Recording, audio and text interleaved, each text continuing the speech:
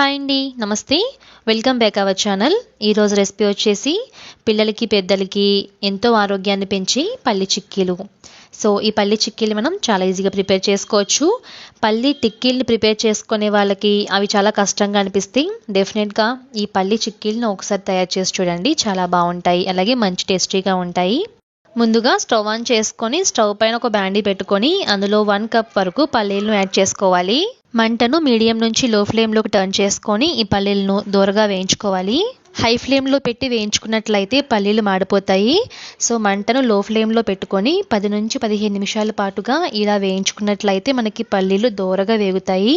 ఇలా వేగిన తర్వాత స్టవ్ ఆఫ్ చేసేసుకొని ఈ పల్లీలను వేరే ప్లేట్లోకి ట్రాన్స్ఫర్ చేసేసుకోండి. పల్లీలు చల్లారిన తర్వాత పైన ఉన్న పొట్టును తీసేసి వీటిని మిక్సీ జార్లో వేసుకొని ఈ విధంగా కచ్చాబిచ్చాగా మిక్సీ పట్టుకోవాలి. ఇప్పుడు బెల్లం పాకం కోసం స్టవ్ ఆన్ చేసుకొని బాండీ పెట్టుకొని అందులో 1 కప్పు తురిమిన బెల్లాన్ని యాడ్ చేసుకోవాలి. ఇందులోనే 3 స్పూన్స్ వాటర్ని యాడ్ చేసుకోండి. మంటను మీడియం నుంచి లో ఫ్లేమ్లోకి పెట్టుకొని ఈ బెల్లం పాకాన్ని మనం కలుపుతూ ఉండాలి. ఒక 5 నిమిషాల తర్వాత పాకాన్ని చెక్ చేసుకుందాము. ఒక గిన్నెలో కొద్దిగా వాటర్ని తీసుకొని అందులో కొంచెం బెల్లం పాకాన్ని వేసి చూస్తే మనకి పాకం ఇలా ముక్కగా విరగాలి. ఇలా విరిగినట్లయితే మనకి పాకం పర్ఫెక్ట్గా రెడీ అయిపోయినట్లు. ఒకవేళ మీకు పాకం ఇలా విరగకుండా ముద్దలా ఉంటే మరో 2-3 నిమిషాల పాటుగా దీన్ని ఉడికించుకోవాలి. ఇప్పుడు ఇందులో కొద్దిగా పల్లి పౌడర్ని వేసుకుంటూ కలుపుకోవాలి. అంతా బాగా కలిసిన తర్వాత వెంటనే స్టవ్ ఆఫ్ చేసేసుకోవాలి. ఒక ప్లేట్ పైన కొద్దిగా నెయ్యిని అప్లై చేసుకొని ఈ ప్లేట్ను పక్కన పెట్టుకుని ఉంచుకోండి. ఇప్పుడు నెయ్యి రాసిన ప్లేట్ పైన ఈ పల్లి చిక్కీ మిశ్రమాన్ని వేసుకోవాలి.